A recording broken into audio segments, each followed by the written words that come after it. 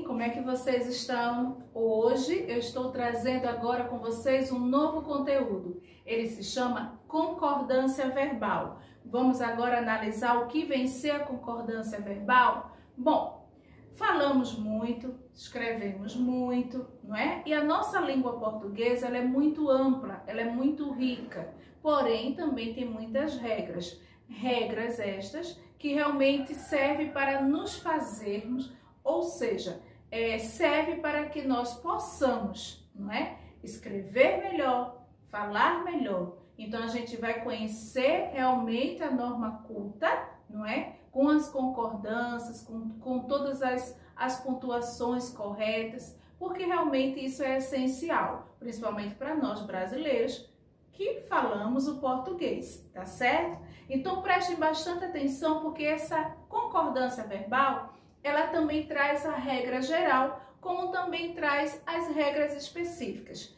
Essas específicas são aquelas que não se enquadram justamente na regra geral. Então vamos conhecer um pouco da concordância verbal? Então venham cá. Ó, o que vem ser a concordância verbal?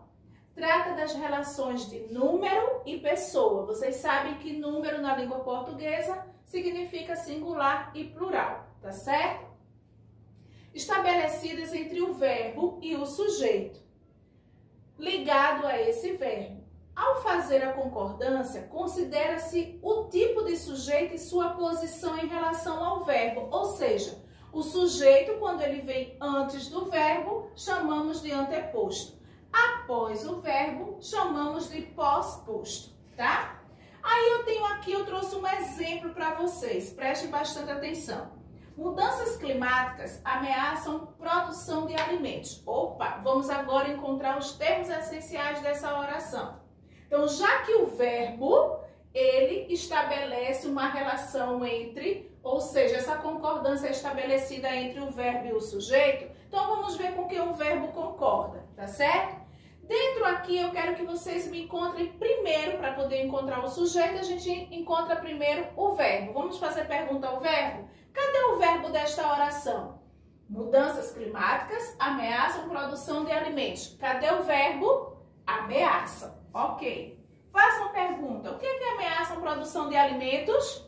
Mudanças climáticas. Mudanças climáticas aqui passa a ser o sujeito dessa oração. Então, a partir do verbo, temos o predicado.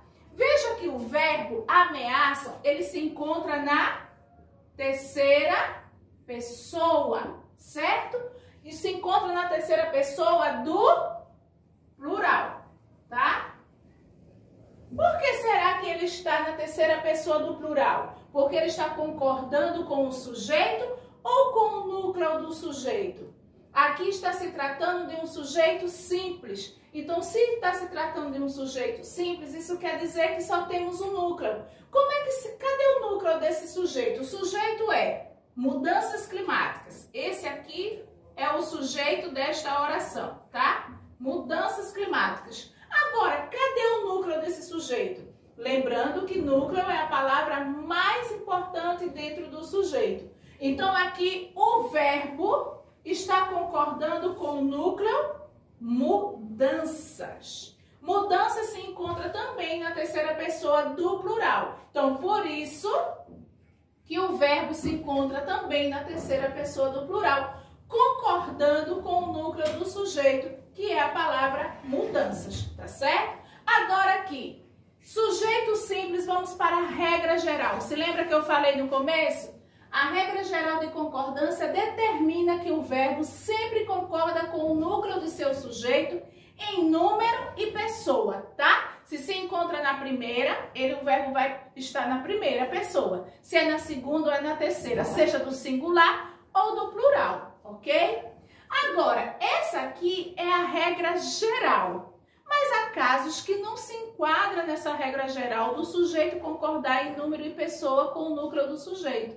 Então, há também agora regras específicas, regras essas que vamos conhecer agora para que vocês compreendam melhor como é que devemos nos colocar de forma oral e escrita, certo? Sempre fazendo a concordância verbal correta. Agora, vamos ver aqui realmente Quais são essas regrinhas, tá certo? Que não se encaixam, são as regras específicas que não se encaixam na regra geral da concordância verbal. Aí agora, quando é que eu vou perceber isso? Quando o sujeito for ou formado por. Preste bastante atenção. Quando dentro de uma oração o sujeito for formado pelas seguintes expressões: a maior parte de, a maioria de, a minoria de, mais um substantivo no plural. O que é que acontece quando eu tenho dentro do sujeito as seguintes expressões: a maior parte de, a maioria de, a minoria de, mais um substantivo no plural? O que é que acontece? O verbo pode ficar tanto no singular, como ele pode ficar no plural. Aí eu trouxe aqui uns exemplos para vocês, preste bastante atenção. A maioria dos estados, olha, eu tenho a expressão a maioria de, que aqui está contraída para concordar com a palavra estados, tá? E eu tenho aqui o substantivo no plural, que é estados. Então, a maioria dos estados foi atingida pelo apagão. Aí eu faço uma pergunta: quem foi atingida pelo apagão, certo? Ou seja, a maioria dos estados, tá? Então, preste bastante atenção. Cadê o verbo aí? Foi, muito bem. Só que ele está aqui no singular. Por que ele está aqui no singular, certo? Preste atenção. Eu tenho aqui uma locução. Eu tenho foi atingida. Essa locução está no singular. Por que será que está no singular? Porque está concordando, aqui eu tenho o sujeito, a maioria dos estados. Só que a expressão com quem ele está concordando aqui dentro do sujeito é a expressão maioria. Então, foi a maioria. Maioria é uma palavra, uma expressão que ela está no singular. Então, por isso que a locução aqui é adverbial, o verbo está concordando com a palavra maioria. A maioria de, certo? Agora, isso acontece se vier junto o substantivo no plural. Quando vem, ele aqui está concordando com a palavra maioria. Mas nesta frase, que é a mesma, tem só uma pequena mudança. A maioria dos estados foram atingidos pelo apagão. Aí veja que agora foram atingidos. A locução verbal está no plural. E também aqui está, ó, no masculino. Foram atingidos. Aqui foi atingida porque concordava com a maioria, tá? Mas aqui eu tenho atingidos, porque está concordando de novo aqui com a maioria. É com a palavra maioria que aqui a locução está concordando. Foram atingidos? Não. Está concordando com quem agora? Com o substantivo no plural, que é estados. Então aqui, ó, foram atingidos. Quem foram atingidos? Os estados, certo? Então aqui, quando acontece de aparecer dentro do sujeito, o sujeito for formado por uma dessas expressões mais um substantivo no plural, o verbo tanto pode concordar com a expressão a maioria de, a minoria de, maior parte de. Então, ele pode concordar com essas expressões e ficar no singular, como ele pode concordar com o substantivo que está no plural dentro do sujeito. Aí o verbo vai passar para o plural, ok? Estão entendendo até aí? Então vamos para outros exemplos, tá? Também o sujeito, ele pode ser formado, além dessas expressões aqui, ele também pode ser formado por essas outras expressões. Quais são elas? Mais de, menos de, cerca de, mais um numeral. O que é que acontece quando dentro de uma oração eu tenho um sujeito dessa forma? Olhem só o que é que acontece. O verbo concorda com o numeral. Ele não vai concordar com essas expressões. Sabe por quê? Porque além dessas expressões, o sujeito é formado com o numeral. Então, o verbo concorda com o numeral. Não importa a quantidade que ele está informando, o verbo vai concordar com ele dentro do sujeito. Então, eu trouxe um exemplo aqui para vocês. Mais de uma testemunha afirmou ter visto o suspeito naquele dia. Cadê o verbo desta oração? afirmou. Esse verbo está no singular ou no plural? Está no singular, afirmou. Por quê? Aqui eu tenho, o que foi que afirmou ter visto o suspeito naquele dia? Mais de uma testemunha. Eu tenho aqui o sujeito. Dentro desse sujeito, eu tenho uma palavra aqui no qual o verbo está concordando com ela. Então, se eu tenho aqui a expressão mais de e mais o numeral aqui indicando, a palavra que indica a quantidade aqui é uma testemunha, o verbo ficou no singular porque concorda com o numeral. Não é com a expressão mais de, é com o numeral. Então, se eu só tenho uma testemunha, tá? Mais de uma testemunha. Mas aqui a palavra representando a quantidade é uma. Então, por isso que o verbo ficou no singular, porque concorda com o numeral, ok? Vejam esse outro exemplo. Mais de 12 pessoas foram prejudicadas com a situação. Cadê o verbo aqui? Eu tenho a locução aqui, ó. Foram prejudicadas, tá? Foram prejudicadas está no plural. E quem é o sujeito? Mais de 12 pessoas. Aqui eu tenho o sujeito.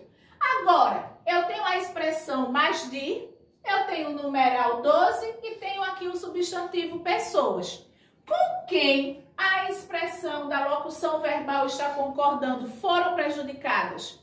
Quando estiver o sujeito for formado pela expressão mais de, mais um numeral, o verbo ou a locução verbal, ela vai concordar de imediato com o numeral. Então, 12 é uma quantidade grande, ou seja, é mais de um. Então, 12 é mais de uma pessoa, por isso que o verbo ficou no plural. Foram prejudicadas, porque está concordando com a quantidade 12, tá? Estão entendendo até agora? Então, vamos para mais exemplos com mais regras. Isso é para vocês fazerem a concordância verbal correta. Como é que eu escrevo? Como é que eu emprego este verbo? Ele vai concordar com o quê? Então, aqui vocês estão vendo as seguintes regras específicas que não se enquadram na regra geral, tá? Por quê? Porque o sujeito ele pode vir formado com outras expressões. Então, a gente tem que prestar atenção com quem o verbo está concordando. Vamos para mais regras. Agora vamos observar mais outra regra, tá certo? Outras regrinhas que eu tô trazendo para vocês. Prestem bastante atenção aqui. Deixa eu trocar o lápis para poder destacar bem. Quando o sujeito, certo, vier da seguinte forma, com números percentuais, tá certo? Ou fracionários, não seguidos de determinantes, então o que é que vai acontecer? O verbo, ele concorda com o numeral. Isso quando dentro do sujeito vier os numerais percentuais ou fracionários sem ser acompanhado de nenhum determinante, nem de artigo, nem de pronome, nem de substantivo, tá certo? Vier apenas o numeral fracionário ou percentual. Então, se vier apenas o sujeito formado dele sem determinante, o verbo ele concorda com o numeral. Exemplo aqui. Eu tenho 1% ausentou-se das reuniões. Quantos por cento se ausentou? Apenas 1. Esse aqui, 1%, é o sujeito, certo? Ausentou-se das reuniões é o predicado. Cadê o verbo? Ausentou, certo? Está no singular. Por que está no singular? Porque o verbo concorda com o numeral 1, que também está no singular. Agora vejam esse outro exemplo. 13% ausentaram-se das reuniões. Opa, cadê o verbo? Ausentaram-se. Só que agora ele está no plural. Por que ele está no plural? Porque dentro do sujeito, o sujeito é formado por um numeral percentual, um número percentual, e agora não temos mais 1%. Eu tenho agora 13%. Então, este numeral aqui, 13, que é mais de 1, é uma quantidade de plural, o verbo também concorda com o numeral, tá? Então, é quando existir dentro do sujeito números percentuais ou fracionários sem vir acompanhado de determinante, o sujeito concorda com o numeral. O sujeito não, desculpa, o verbo concorda com o numeral, tá? Agora, prestem bastante atenção aqui. Porém, se aqui é sem determinante dentro do sujeito, mas se caso vier determinante dentro do sujeito, o que é que acontece?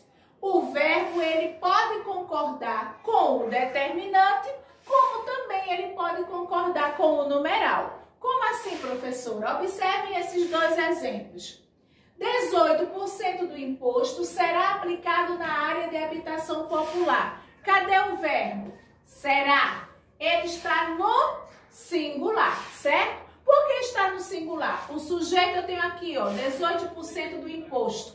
Ele está concordando com um determinante que é a palavra imposto que está no singular, tá? Mas aqui nesse outro exemplo, eu tenho 18% do imposto serão aplicados na área de habitação popular. Por que agora o verbo está no plural? Porque ele concorda com o numeral 18%, certo? Então, quando vier dentro do sujeito numeral mais um determinante, então o verbo ele tanto pode concordar com o determinante, como ele pode concordar com o numeral, tá? Aqui é o sujeito. Entenderam, meus queridos? Essas são as regras, são uma das regras que no qual estamos começando a estudar. Mas virão na próxima aula, a gente estuda mais, tá certo? Beijo pra vocês!